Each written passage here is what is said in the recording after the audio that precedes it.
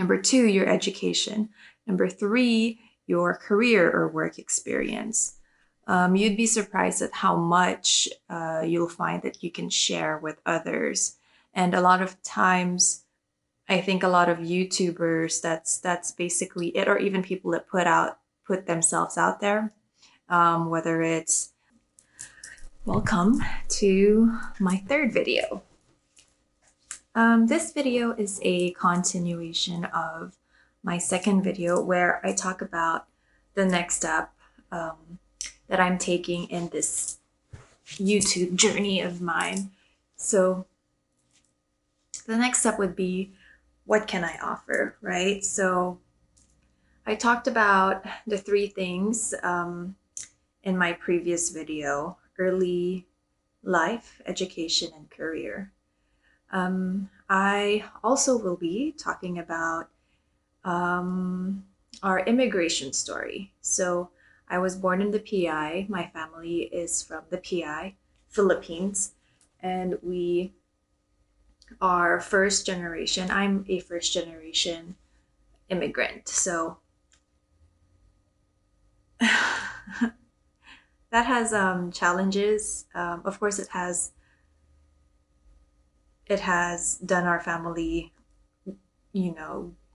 good making that decision, but it also has challenges, and I will be talking about those on its own, on a video, talking about just my immigration experience and my family's experience immigrating to the US. And then I will also be talking about my experience with bipolar disorder, mental health. I don't have bipolar disorder, I think. No, jokes aside. I grew up, how do I say this? There's a person, I grew up with people close to me that are diagnosed with bipolar disorder.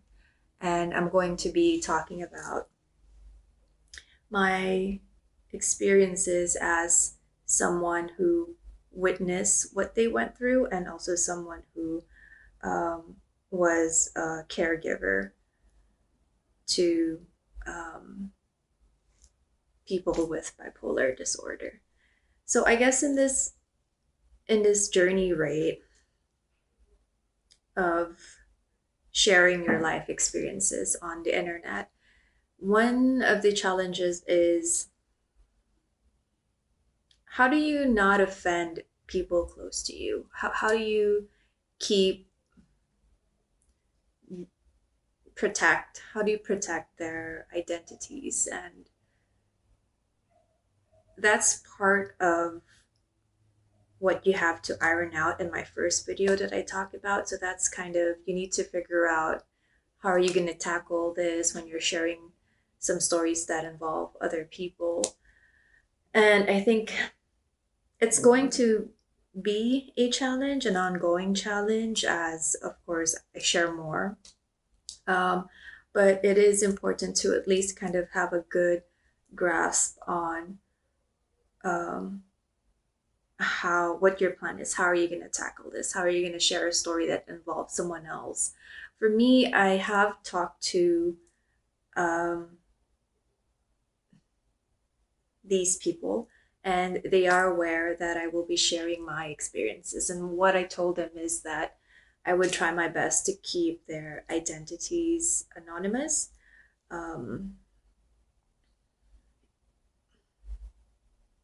And that if I were to encounter, or if I was trying to tell a story where I might reveal more about them, I would definitely talk to them first before sharing it with you guys.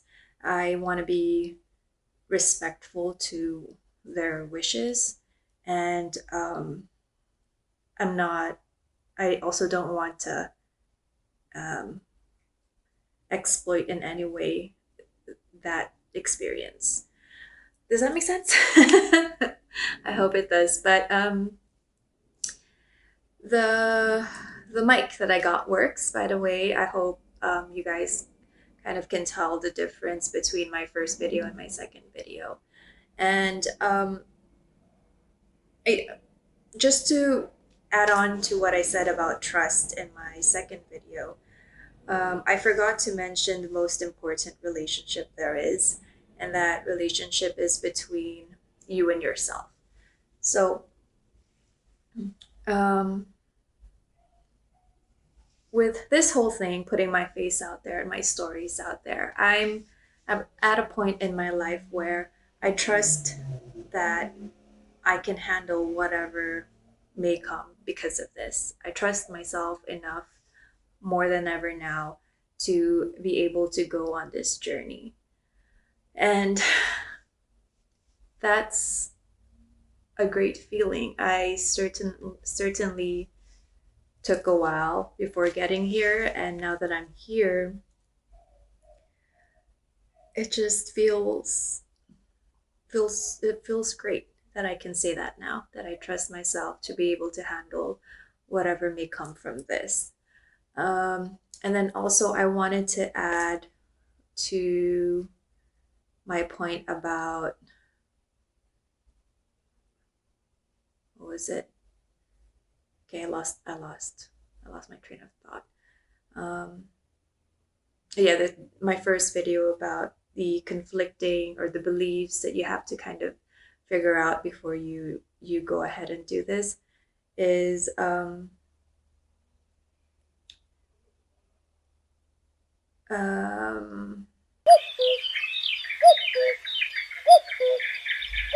what was it? I forgot. I forgot what I was gonna say. Anyway, if I do remember, I'll add it on to my next video. But thank you guys for being here. Thank you for watching my third video. How are we doing? I know the lighting is still very, this is very beginner, very amateur. The mic at least is better. Editing, so, oh, okay, there you go. I remember. Should I add that on to that? You know what? I'll just add this to, actually, you know what? Yeah, I'll add it on now. I remember now. So, in addition to, or not in addition to, expound or elaborate more on the limiting beliefs or the beliefs that you have that you kind of need to iron out, the conflicting feelings you have inside. One of them is, of course, your physical appearance and showing it to the world as is. So with me, at least, I knew I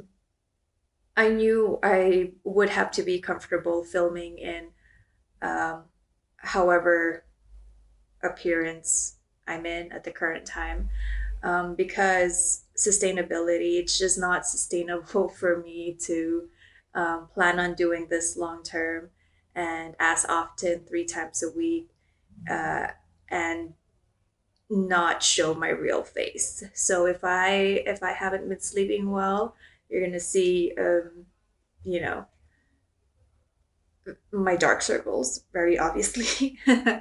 If I just come from working out, you're gonna see that I'm not gonna be prepping my I'm not gonna get glammed up just to sit down and do the videos, because it's long term for me. It's just not sustainable for me to be doing that. And also, this is how I look. So this is how I am. So I hope you guys are fine with me looking busted from time to time. So that's one thing you need to figure out. Also, you kind of need to iron out when you're doing this is of course, if you have editing skills, right, go ahead and make your videos great. But I, again, have zero editing skills, starting from scratch, starting from the ground. What's the most sustainable way for me to do this is to just sit down and show my face, no fancy editing, at least for now. Just try to do it one shot, and then put it on there, put it on YouTube, and we're good to go.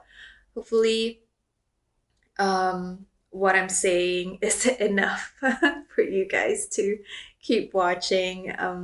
That's what kind of I'm putting the weight on.